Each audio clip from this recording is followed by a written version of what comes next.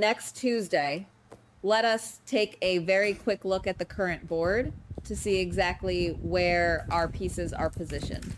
Jocelyn Jacks has essentially sold a piece of her soul to the devil, making a covert agreement with WSB head Z. In exchange for the full release of Jason Morgan and Valentine Cassadine, Jocelyn has agreed to help the agency pin all of Ross Cullum's heinous crimes, including the brutal murder of Marco Rios, onto the deceased Cassius Faison. Cassius, the fake Nathan West, is dead and cannot defend himself, making him the perfect scapegoat for a corrupt intelligence agency. Meanwhile, Carly Spencer is fighting a losing battle, trying to pull Jocelyn out of the WSB's orbit, completely unaware that Z is already grooming her daughter for a darker future.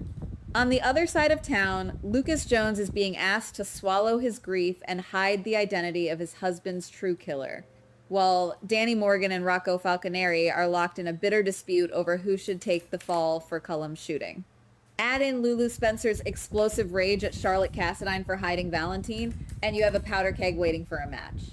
This could lead to our first major future scenario, the complete and total WSB corruption of Jocelyn Jacks. If you look at the trajectory here, Jocelyn is no longer just a college student caught in the crossfire. She is actively participating in a high-level government cover-up. Who benefits from this? Z and the WSB. They get to sweep a massive internal scandal under the rug while retaining a highly capable, easily manipulated new operative. Who is in danger? Jocelyn's very soul, and by extension, Carly's sanity. The story could be heading toward a dark evolution for Jocelyn, where she begins to justify increasingly unethical decisions for the greater good. Z clearly sees her potential, brushing off Carly's protective demands with flirtatious arrogance because he knows he has already won. He has Jocelyn on the hook. The bigger consequence may be that Jocelyn becomes the very thing she used to despise. We have watched her judge Sonny Corinthos for years over his mob lifestyle and his flexible morality. But how is this any different? She is covering up a murder to protect her loved ones. Looking ahead, we could see a storyline where Jocelyn rises through the ranks of the WSB, becoming a ruthless operative who makes life and death decisions from a classified war room. Carly will have to watch her daughter transform into a cold, calculating agent, realizing too late that by trying to keep Jocelyn away from the mob, she inadvertently pushed her into an even more dangerous, legally sanctioned syndicate. The emotional fallout between mother and daughter would be legendary, completely shifting the power dynamic of the Spencer women for decades to come. But we must also consider a second, completely different future, one that blows this entire deal out of the water. What if this secret does not stay buried? There is a chance that the guilt becomes too much for the people forced to carry it. Let us talk about Lucas Jones and Liesl Obrecht. Lucas is being asked by Jocelyn to keep quiet about the fact that Ross Cullum killed Marco. He is being asked to deny his husband true justice just so Jason and Valentine can walk free. That is an impossible burden. At the same time, Liesl Obrecht is currently devastated over the death of Cassius Faison. When she finds out that the WSB and Jocelyn are using her beloved Cassius as a scapegoat for Cullum's atrocities, her grief will instantly weaponize into pure, unadulterated vengeance. What happens next may be an unholy alliance between Lucas and Liesl. Think about it. Both of them are being victimized by Jocelyn's secret deal.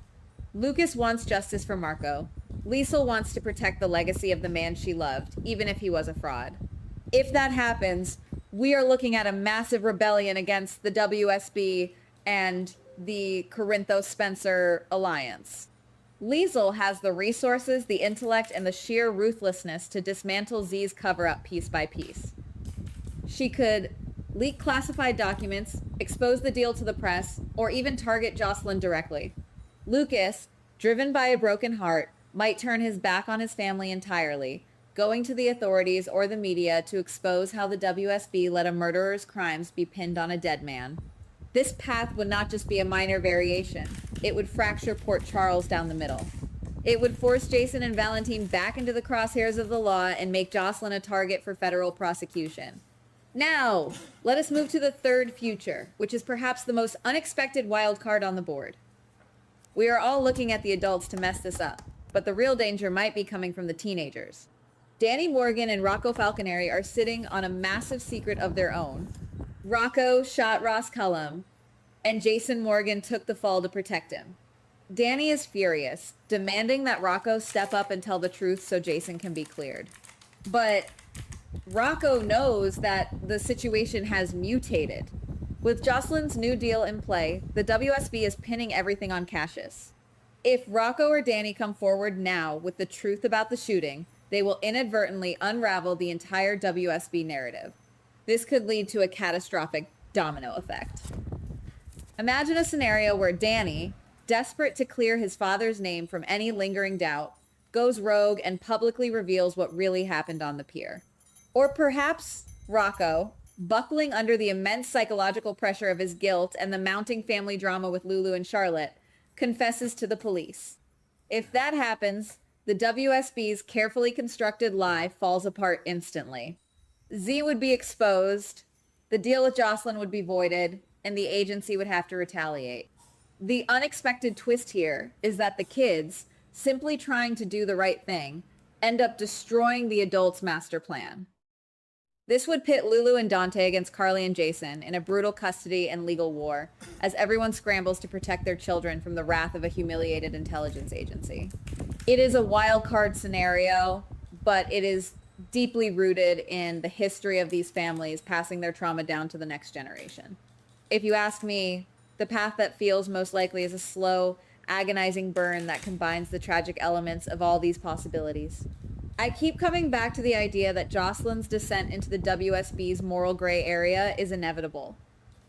Z is too powerful and too manipulative to let her go, and Carly's protests are only going to push Jocelyn further into his orbit. But I also firmly believe that a secret this toxic cannot stay buried in Port Charles. The path that makes the most sense is that Jocelyn successfully maintains the lie for a while, growing colder and more distant from her family, fully embracing her new identity as a government operative. Meanwhile, the collateral damage of her decision will slowly rot the town from the inside out. Lucas's resentment will fester. Every time he sees Jocelyn, he will see the girl who traded his dead husband's justice for Jason Morgan's freedom. The tension will build incrementally. We will see Lulu's family completely shatter as the secrets regarding Valentine and Charlotte create an irreparable divide, proving that deception is a poison that infects everyone it touches. And then, just when Jocelyn thinks she has everything under control, the ghosts of her past will come back to haunt her. I believe Liesl Obrecht will be the one to ultimately pull the pin on the grenade. Liesl is not someone who forgives or forgets, and her vengeance is always a long game. The narrative feels perfectly primed for Jocelyn to climb to the very top of the WSB, only for Liesl and Lucas to kick the ladder out from under her, exposing the original sin that got her there. But we cannot stop there. Let us look even further down the road. If that scenario plays out and Jocelyn's deal is eventually exposed to the world, what will be the next shockwave? The bigger consequence may be the ultimate destruction of the Corinthos and Spencer safety net. For decades, these families have relied on their connections, their wealth, and their sheer willpower to avoid the consequences of their actions. But if a federal intelligence agency is exposed for covering up murders to protect mob associates, the blowback will be national. Looking ahead, we could see a future where Port Charles is placed under federal occupation. The WSB might have to purge its ranks, taking Z down and turning Jocelyn into a wanted fugitive. Jason and Valentine, having been freed under false pretenses, would immediately become the targets of a massive international manhunt. The story could be heading toward a massive civil war where lines are drawn not by family names, but by survival. Would Sonny Corinthos, who is currently making lighthearted jokes at the hospital with Ethan, be able to protect his empire when the full weight of the federal government comes crashing down? Would Britt, currently raging in her jail cell, use the chaos to orchestrate her own rise to power? What happens next may be the complete dismantling of the established order. The secrets we are watching them bury today are the seeds of their future destruction. Every lie told by Jocelyn, every truth swallowed by Lucas, every manipulative smile from Z is just building the foundation for a spectacular collapse. The board is set, the pieces are moving, and the future of Port Charles has never looked so incredibly dangerous. We are not just watching a cover-up, we are watching the birth of a brand new era of betrayal. And honestly, guys, I cannot wait to see how it all explodes. Goodbye. Please like, subscribe, and comment on the GH Spoilers Daily channel.